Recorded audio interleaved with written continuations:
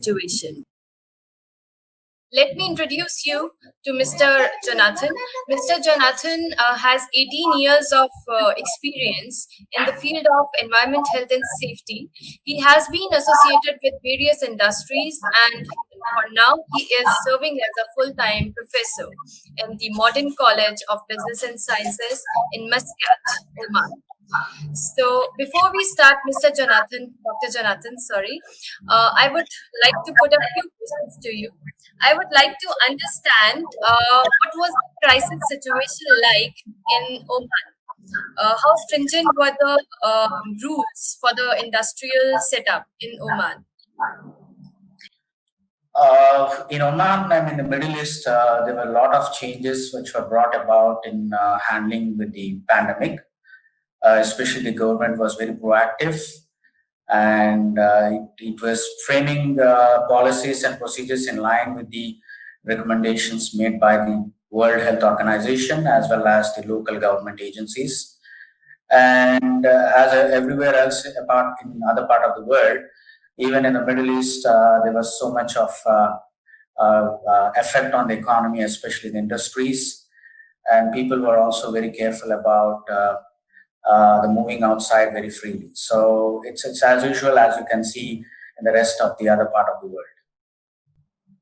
All right. Next thing I would like to know is for reopening, were there any special guidelines that were issued to Oman industries for reopening from the point of view of the safety?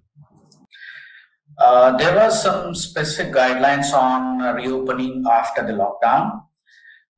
We had only one lockdown here, which was a major lockdown, not a full lockdown. It's a partial lockdown anyway.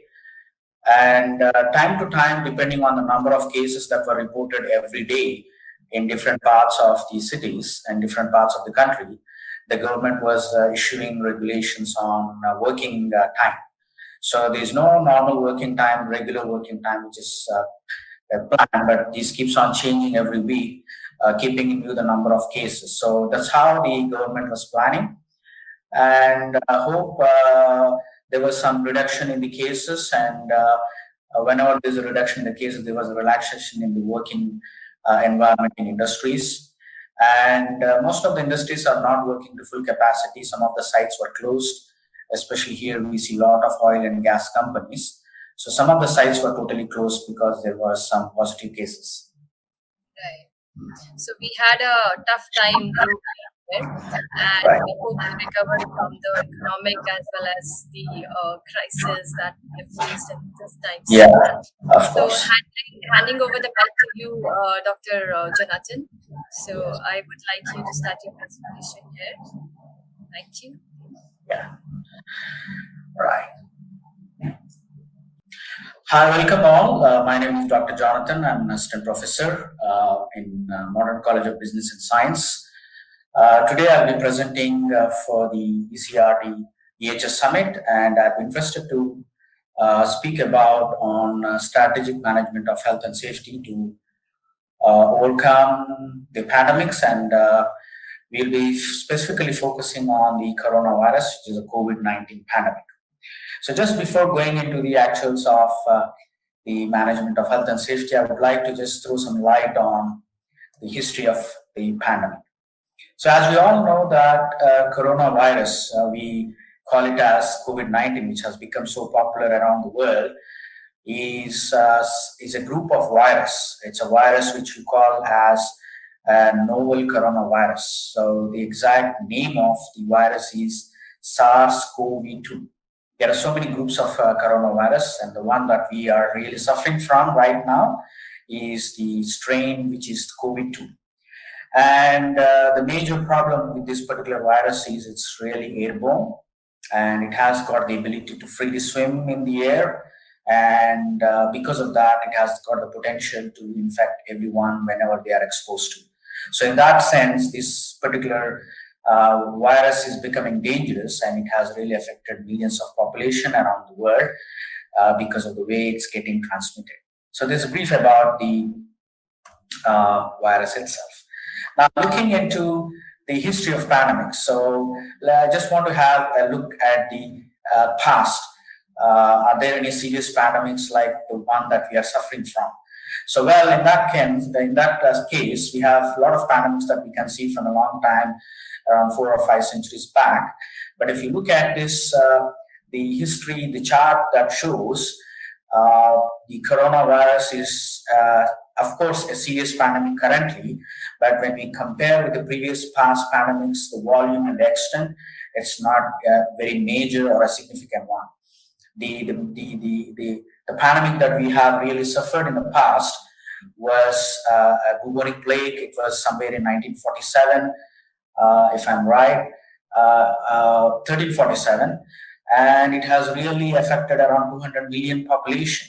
So in that sense, when we compare with the COVID-19, currently the July 27 statistics says that around 650,000 population were affected, and there are a lot of cases where people got recovered. So in that sense, we can say that the coronavirus pandemic or the COVID-19 is not as much as a serious problem compared to the other plague pandemics that we can see in the past. But nevertheless, in absence of proper control measures, in absence of a vaccine, we still do suffer from this particular virus. Now, looking at health and safety, where exactly health and safety comes into picture here, especially when we talk about the previous pandemics or when we talk about the current one. So the novel coronavirus, COVID-19, has really changed the way that we are really managing health and safety. There are so much of risk that we can see that businesses are suffering, and it has really changed the way that we are really working in the environment, or the way that employers and employees are working and dealing with the business has really totally changed. And the pandemic has really reminded the importance of health and safety at every workplace, especially with every company and organization. And it also informs us that providing health and safety is very important at every place right now because of the risk that we are really suffering from this particular outbreak of the pandemic. And in this particular sense, we still do have to make sure that all the workplace activities, whatever the different types of activities that are done in different workplaces, the different operations, they all have to be complied with some obligations with relation to health and safety. So there are 3 different obligations with relation to health and safety that everyone is required to follow. The first one is a moral obligation. So as we all know that as different people and employees work in different environments and they are exposed to different kinds of risk, and especially when they are working in workplaces now, they might be exposed to the incidence of this particular virus. So there is a moral obligation or an implication for managing health and safety, which has to be employed. And the second one is a legal obligation. There's a legal implication on part of every organization and every establishment to follow the legislation, especially with relation to COVID. So in this regard, I would like to say that WHO, ILO, and some of the other international regulations like OSHA and UK regulations and even the Indian Ministry of Home Affairs has released a lot of amendments to be made in their regular health and safety regulations for the establishments to follow, because we have seen a new risk and new incidents of disease that is occurring in the workplace. And apart from that, legally there are specific protocols which are also released by the local governments, and they are also released as part of the national legislation. There is a legal requirement where all establishments definitely have to implement it. And finally, we have also a financial implications on part of every establishment.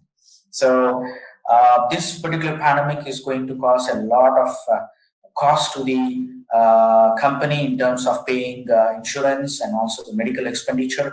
So implementing the legal requirements and moral requirements very strictly would try to save the financial cost to the industries in terms of health and safety. So let's look at what are the uncertainties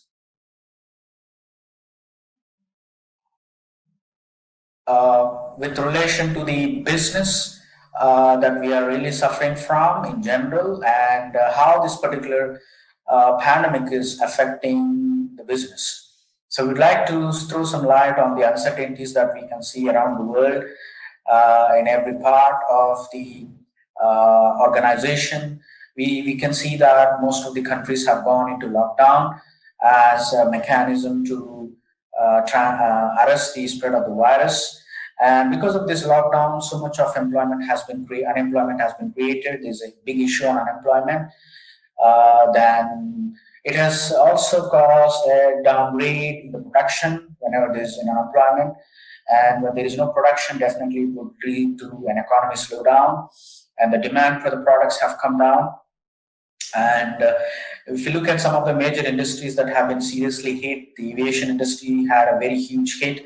If you can see in the past few months, there's a huge downfall in the aviation industry, which has really affected the tourism. And apart from the other effects that we can see from the pandemic, we have an uncertainty in the service. Provision was disrupted hugely, and there was interrupted supplies. It can be consumer products, it can be manufacturing products, or it can be any kind of healthcare products. The supplies were interrupted, and it also caused a lot of piling up of the stocks in the godowns, which has really affected the industries to discard those material. And on the other side, we can see there's a lot of boost on healthcare sector. And we can see because of this particular pandemic, so much of the employees were absent from the workplace. This has really disrupted the economy to a huge extent. Now, if we just throw some light on these uncertainties further, and if we try to categorize what is the extent of these uncertainties, the first major concern the globe was looking for is the coronavirus. This is one of the major 5 concerns currently we can talk about in this decade. And the second concern was a huge unemployment that has really drawn the attraction of the entire world. It says that during the month of May, there was a huge unemployment across the world. You can see here from the graph. And it is also said that some of the countries have gone into full lockdown, at least one lockdown so far, and some of the countries have gone into more than one lockdown. Some countries had a partial lockdown, so which has really affected, and we can see the consequence of that. And looking at the impact this particular pandemic, COVID-19, had on the different industries and how this particular pandemic impacted the different dimensions, we can see here that almost every industry got impacted, right from manufacturing, engineering and services, public sector, non-profit organizations, retail industries, even universities and colleges, healthcare sector, all of them got impacted to a minor to a severe level impact, depending on the operations. And it impacted the personnel who are working in these particular industries. It has impacted their operations.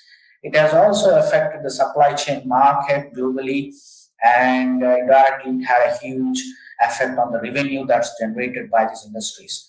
And this has caused a business downfall. As we can see, the global economy has come down. The GDP has really fallen down to a huge extent in most of the nations. Now, the fair side of COVID, we have to also see that because of this particular COVID, we have really experienced some positive implications, or I can say a fair side. Though this COVID has impacted to a huge extent in different sectors in more than many ways, we can also see some significant areas where the COVID-19 has really influenced the areas. So the first area that we can see where there's an improvement is educational reforms. So there's a lot of educational reforms that have been brought into place now around the world, in US, in the UK, and also in the Asian region. The educational sector has transformed drastically, totally into digitalization and to online education. That's one of the technology improvement we can see because of the COVID. And technology utilization was a very huge change that we can see now than any time else before. Every part of the world and every part of the industry at every stage, they are using technology, online applications and all that. That's a huge merit we can say on part of the COVID. Then coming to regulations, there was a strict enforcement of regulations, especially all kinds of regulations, the state policies, the regulatory measures, the amendments. Everywhere you can see there's a strict enforcement of regulations. And the other good benefit of the COVID that we can see is people have become more aware of their personal hygiene. They're practicing a lot of ethical safety. That's a very good move. Healthcare and safety awareness have really boosted up very well in across all parts of the world. And overall, there's a growth in digitalization at every sector because of this particular pandemic that we can see. And looking at the technology itself, because this is where the current economy is moving, because we have got a very excellent technology in place now because of the development. So technology is really playing a very pivotal role in health and safety, especially. There's a lot of mobile applications that have been formed by different organizations for tracking risk zones in a workplace. It can be any kind of workplace, either oil and gas or a construction sector, or it can be a manufacturing or a service sector. Identifying the high risk zones has become very easy because of the mobile applications.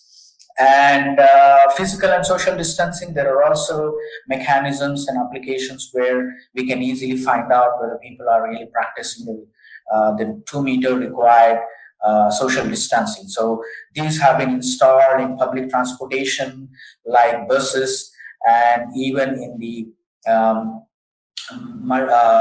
even in the metro stations, even in the metro traveling media.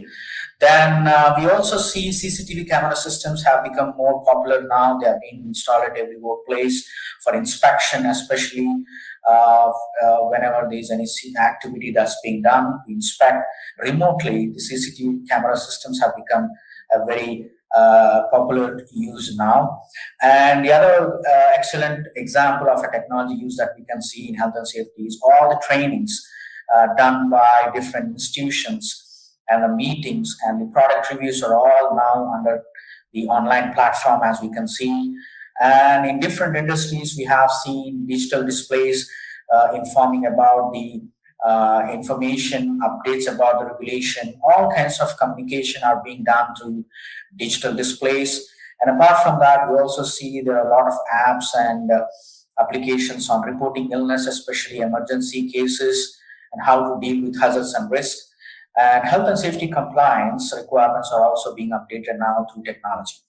So overall, we can say that technology has really played a very good role in managing health and safety. And what further we can look into in approaching, in maintaining a very good health and safety in the workplace is health and safety has to be precisely be the forefront of every business now currently, because to overcome the risks that are arising because of the pandemic, every organization has to keep health and safety on the forefront. There's no chance of neglecting it. And the other approach we can see in managing health and safety is updating the risk assessments, which is very important because of the new risks that are arising because of the pandemic. And there might be new cases, there might be new different hazards that might be arising in the workplace. So updating the risk assessment is becoming more important as an approach. And the establishments have to identify opportunities and ways how they can adapt to the crisis at every workplace. And this has to be done periodically on a daily basis. It is to be done specifically by trained people in identifying the opportunities. And apart from that, for the general masses or the workforce population or the people, the establishments or the agencies have to keep on circulating health and safety policies, because we see the international organizations like WHO and ILO have been releasing a lot of updated information on the COVID-19 pandemic. So this has to be circulated, and all these kind of policies have to be circulated, emphasizing the protection. Then if we look at these strategies to adopt, further how we can overcome the uncertainties of the pandemic, we can possibly list out some of the strategies here, where some of them have been already implemented, and further we have to go ahead with adopting these strategies. So WHO has worldwide organizations like WHO and ILO and other organizations have released some strategies to different sectors to overcome the uncertainties. We can have a look at them in different websites, and that's one way we have to adopt to this particular uncertainty. And apart from that, there are so many other mechanisms which are also listed out by WHO and ILO and the regional organizations, how we can limit the spread of the transmission of this particular virus. And apart from that, we also know that there are a lot of national legislations that have been framed to comply to the Occupational Health and Safety Acts. So every establishment, every organization has to comply to the local Occupational Health and Safety Acts as part of their preparation. And there are also health and safety guidelines which are given by local regulatory agencies.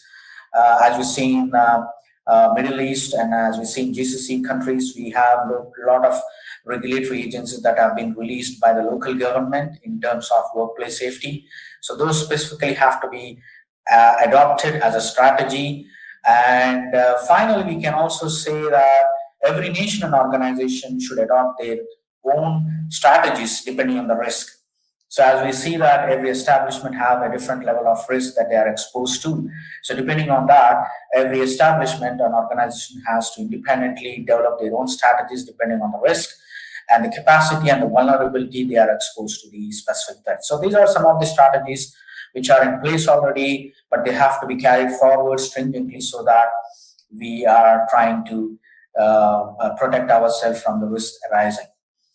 Then, if you list out what are the strategies we can specifically focus on to overcome the uncertainties that we have seen in the past, and if we see and look at that, we have to implement the practices. So there is no relaxation, there is no lenience on part of every establishment. Every organization, I can say, they have to follow some sort of strategies to overcome the uncertainties. It can be uncertainty in business, financial, operations, or revenue. They have to follow some uncertainties. But here we are trying to focus on health and safety specifically. So every organization has to go a long way, take an extra mile to implement practices that needs to be employed in every organization. So if we have a look at that, what kind of strategies we need to follow is physical and social distancing, which is a very good mechanism to overcome the problems that we face because of the pandemic in the workplace. Then we also need to follow a good mechanism of maintaining self-protection of the employees and also the protection of others because of their actions. And we also need to follow a good strategic mechanism to have workplace sanitation and have a good monitoring on workforce tracking and have an emergency preparedness plan with every establishment or every organization. And OSHA has also released their own regulations on infectious disease preparedness and response plan. And we can also have some good strategies on enforcing occupational health and safety policies and how to manage on-site and production schedules in some different specific industries. And organizations should also have their own mechanism to monitor infection prevention and control. And finally, every organization should go in with public screening and isolation. Let's quickly look at how these strategies are really helping to overcome the uncertainties. We all know that right from the beginning when the coronavirus has been documented as a pandemic, WHO has released some guidelines stating that every workplace should follow physical or social distancing, and they have clearly defined in their guidelines that every person should maintain a minimum of 2 meter distance, which is around 6 feet, So what is the significance of this particular social distancing? Why really it is very important? If you look at the dynamics or the mathematics behind the social distancing, if you are maintaining a social distancing of 2 meters between persons, we can say that there's a 75% reduction of infection. This is done as part of a study, and you can see by the pictures itself. And in case if you're not maintaining a 2 meter social distancing or physical distancing, we can say that the virus can get transmitted because of the droplets, because of the close contact. And we can see that at the end of around 30 days, you can see a lot of population can get infected. So this is the mathematics behind that, and that's the reason why the social distancing have to be implemented as a mechanism or a strategy to overcome the pandemic. Now, the other mechanism that we all have to follow is self-protection and of ourselves or the employees, and also make sure that our kind of protection is not affecting others. So we have to keep on emphasizing the people to have their self-health monitoring every time, self-sanitation, be it hand washing, using face masks and hand gloves. These are very mandatory to be followed in every workplace when you're venturing out of your home, and trying to avoid personal contact. So you're trying to make sure that these particular practices are followed as a strategy to protect ourselves and as well as the others. Then workplace sanitation is very important as a mechanism, as a strategy to see that the business process and the business operations are not interrupted while you're working on the workplace. So sanitize the workplaces. So guidelines are there. WHO and ILO has given guidelines, and the state governments have given the guidelines. Even if you look at the Indian government, Ministry of Home Affairs has released a lot of measures on how the sanitization has to be done. Cleaning of surfaces, following in-house cleaning, and there's also a good way how we have to sanitize the vehicles, especially transportation vehicles or places which are occupied regularly in an office or in a company. And we have to also focus on improving air circulation in an enclosed environment, especially if it's a hospital or a school or a college or a supermarket where these places are all enclosed. So we should maintain very good air circulation on where and ventilation of the air, so that there is no incidence of any infection that's being circulated. And places where there are large air circulations done, the AC filters, if they are using air conditioning systems, all the AC filters have to be cleaned periodically once in a week as per the protocols. And there are certain places where fumigation is also done as part of the workplace sanitation. All these are the strategies that we can effectively implement. And some of the organizations have been doing this, but still there's so much of practices that have to go forward. And coming back to the desk works, especially in hospitals, in banks, and call centers, that we can see the offices have to be cleaned on a regular basis. There is a schedule and a plan uh, that has to be prepared by every organization, specifically when the cleaning has to be done. It is recommended that the sanitation on the cleaning has to be done every 24 hours of all the workplaces, and this has to be done specifically by trained people. And coming back to the other products that different companies have been using, like consumer products, supplies have to be disinfected, goods, material, construction material have to be disinfected. Sometimes there are regulations saying that the construction material have not to be used for 72 hours when they are imported, and the storage areas have to be disinfected, deliverables, vehicles and cabins. So it implies that every workplace, everything have to be sanitized before they are used, because of the reason that the virus has got a good viability of survival. So that's the way how it can transmit when we are coming in contact. And coming to how to manage the on-site production, especially there are certain kinds of industry where a full lockdown cannot be implemented. A total closure may not be possible, for example, in the construction industry or, for example, where we provide services to different sectors. So there, we also need to manage health and safety properly on site and also off site. So the best mechanism or the strategy that we can think about is job rotation, rotating the job cycle so that people will have a staggering work schedules. They'll not be continuously working, but they'll have a staggering work schedules. And the other mechanism is trying to help people work from a remote place, for example, working from home or working away from office, away from home, from a remote place. So you're trying to keep away from having a physical contact with the infected places.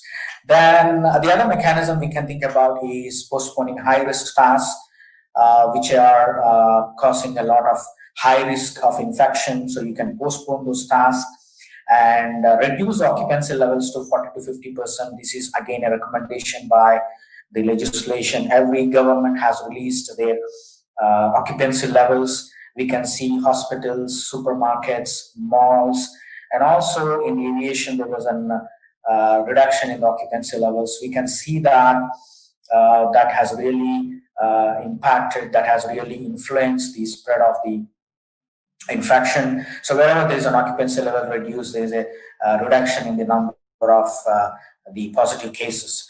And apart from that, using digital forms and rearranging the office spaces, trying to maintain that 6 feet of physical distancing in the workplace, and trying to encourage personal transportation instead of the mass transportation to avoid physical contact and to reduce the risk of infection. And in some particular industries, they have started production during the off-peak time. In some parts of the world, they have not.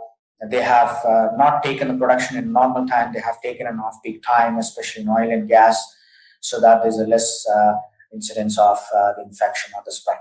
So, looking at what kind of enforcing policies or national policies on OHS that can be used as a mechanism to overcome the uncertainties.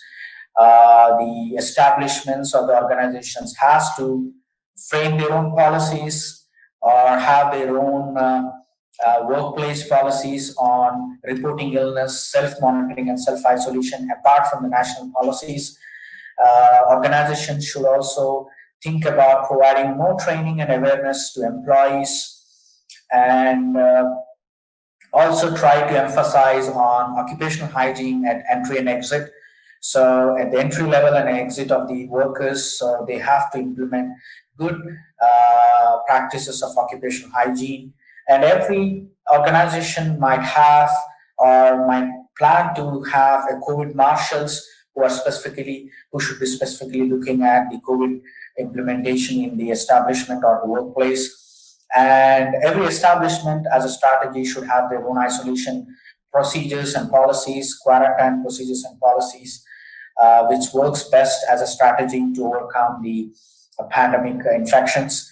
And they should also have their own reoccupancy guidelines apart from the national policies that are released by different governments. So this works best when they are enforced effectively in any organization, irrespective of the different types of tasks and operations they do. So they really help the companies in maintaining their business consistency.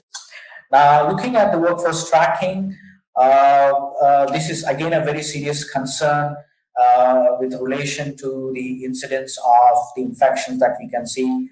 In some companies, the infections have gone up over a period of time, then there was a slowdown, then there was a high. It's because of the workforce population. They might be traveling, they might be moving out of the city or traveling outside for business deals. So there should be a proper way of tracking the workforce, monitoring them, restricting their outside travel as far as possible.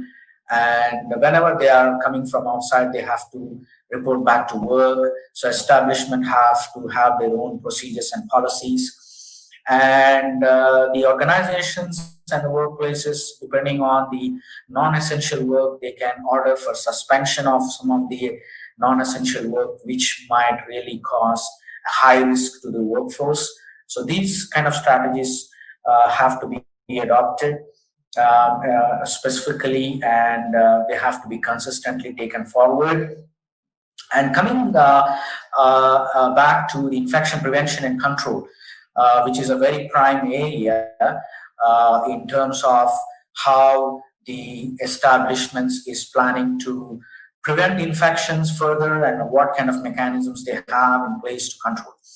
So establishments should have their own workplace inspection regularly. They should have a scale of mechanisms. They should have their own framework so that there is a good mechanism of inspection and identifying the places which are highly prone for high risk.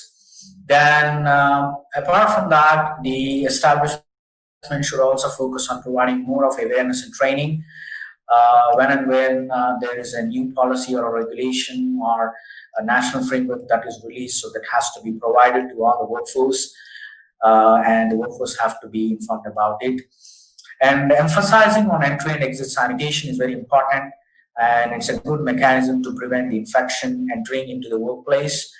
And as a good practice of preventing infections, organizations should also implement more of online engagement and have site orientation meetings, and especially when there is construction activities where a lot of labor are employed and they are camped in the labor camps. So the labor camps also should be limited with the occupancy. They have to follow the occupancy norms. And across all organizations, they should also have other ways that they can implement to prevent the infection. For example, not to use lifts where there is a chance of overcrowding or misusing the protocols. They may not be able to follow the physical social distancing. So encouraging people to use stairway is a good way of infection prevention control. And wherever possible, try to mark the ground, which is called ground marking. You can see in different places to maintain physical distancing and to also make sure that the physical distancing is followed. It's always a better strategy to ground mark the different places in the workplace. And emergency preparedness plan is also very important in case of any emergency arising in the workplace. The organization should have their own mechanism for preparing for emergency. They should have their own plan. They should have their own kit, emergency kit, and they should have their own contacts in case of emergency to inform the local regulatory or the national regulatory procedures. And apart from that, every organization should have their own plan and procedures for isolation and quarantine. And periodically, the vulnerability risk assessment also has to be done as part of the emergency preparedness plan. So these strategies have to be effectively followed and implemented. Now, coming back to the public screening, as we see, this also is very significant in trying to control the spread of virus, especially the coronavirus, because of the nature of its airborne nature. Public screening is done at entry and sometimes at exit of the workplace, and also whenever we are traveling in general environment in public or visiting any workplaces, or sometimes whenever we're visiting any other place. The public screening is a very good mechanism to find out if any infected population is coming in contact with the healthy population. So establishments should have their own mechanisms, strategies to screen the public, especially to make sure that the workers are fit for work, or when they are returning from travel, they are returned to work safely. So this is one way of trying to assess the population is fit for work. And apart from that, we need to also see that establishments have their own thermal scanning every day to see and track their temperature or symptomatic conditions, so that population is staying healthy and they are not getting in contact with any infection. And there's a good way of marking. Zone marking also have to be done, specifically indicating and denoting places where which are having high risk, and the zone marking also have to be done. effectively. Health screening, as part of health and safety, we all know that every establishments to monitor the effect of the occupations on their health. We normally do a health screening or health checkup every 3 months and every 6 months to all the employees. But especially with relation to the coronavirus, we have to enhance that, and we have to try to periodically do a health screening of all the employees to have a check on their health, to know and to ensure that they are staying fit, they are not carrying on any infection. So health screening is a very prime area where we can make sure that the population or the employees are not getting in contact with the infection. Then this also will try to give a very good assurance of reoccupancy. So whenever the site is quarantined because of any positive cases, or if you're closing any location because of the infection, so it's going for a quarantine for 14 days. So once the quarantine period is over, the entire area has to be screened. All the workers have to be screened for reoccupancy. There are reoccupancy guidelines which are given by OSHA and WHO. How the organizations have to reopen the workplaces after the quarantine. Now, finally, looking at so far, we have seen a lot of strategies. We have listed out one by one. But what further still can be done as part of arresting the infections, and how we can go ahead sustainably with the business operation despite the pandemic and the lockdown situations? What further the establishments can do in order to make sure that their business is free from any kind of threats. So we try to look into some of the critical strategies further, which can really augment health and safety during COVID, is conducting a risk assessment specifically to identify the risk of exposure to COVID. So this particular risk assessment has to be done, ensuring that the people who are exposed to the COVID are identified. So we need to identify the different levels of the risk of exposure to COVID, depending on the nature of the job, depending on the nature of the workplace. So we need to identify jobs which are having low risk of exposure to COVID. So there are certain kind of job activities which are having very low risk of exposure where there's no frequent contact. So every establishment have to identify their operations which are coming under low risk of exposure to COVID. And apart from that, they should also try to identify their jobs or tasks which are considered as a medium risk of exposure to COVID. So type of activities that are coming in close contact, or type of activities where people are coming in close contact very frequently, they might be coming under a medium risk of exposure to COVID. So such kind of tasks or such kind of operations have to be identified on a daily basis. And finally, the organizations have to also identify those kind of people or the jobs that are coming under high risk of exposure to COVID. So people who are coming in close contact are people who are working with contacted COVID people, or who are already infected or having a positive case infection unknowingly, because there might be people who might be showing asymptomatic conditions. They may not be showing their symptoms, but they are infected. So they might be showing negative, but they might be also infected with the virus. So working with people in such kind of environment or in such kind of task, so you can say that these kind of jobs are high risk jobs.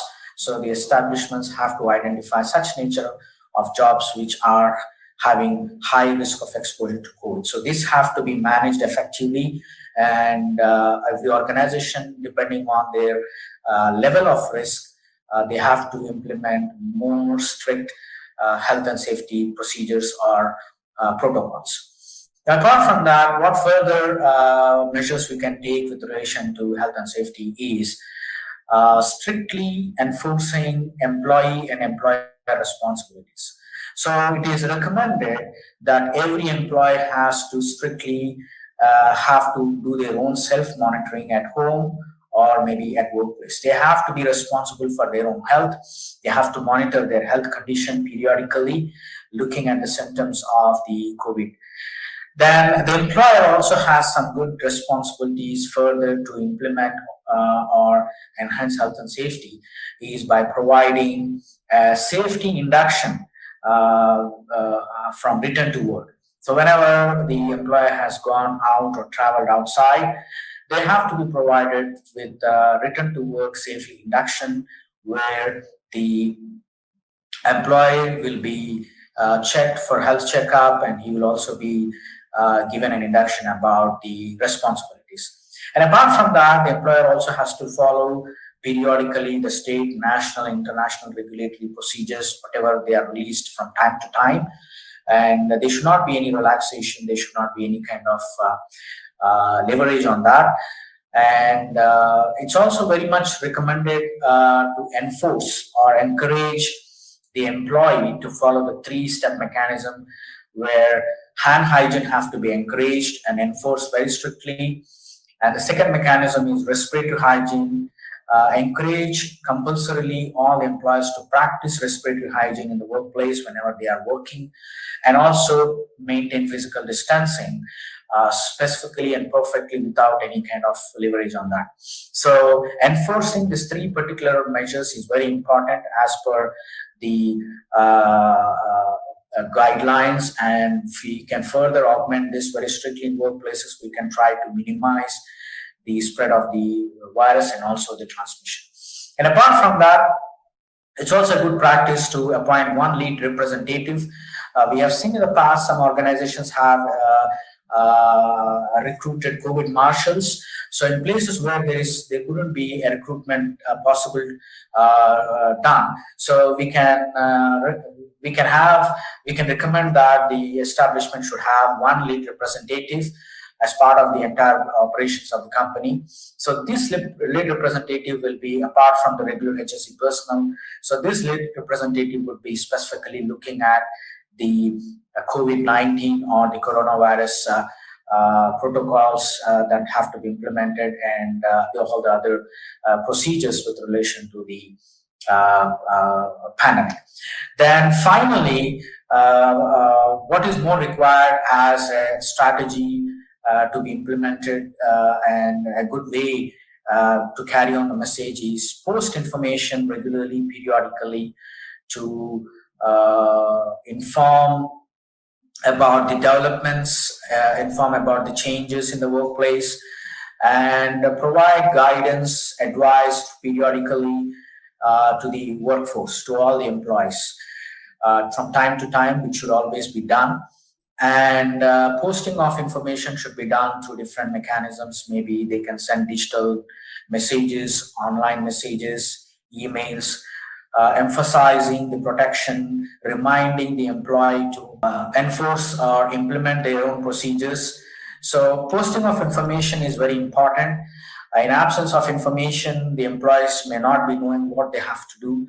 So information with relation to emergency response, information with relation to reporting of illness, all this have to be periodically updated. And it's a very effective way when information is updated every time, so employees would know what they have to do and how they can protect themselves. And the lead representative should always be available in the establishment to provide advice, guidance whenever there is a need and necessity arising in the workplace.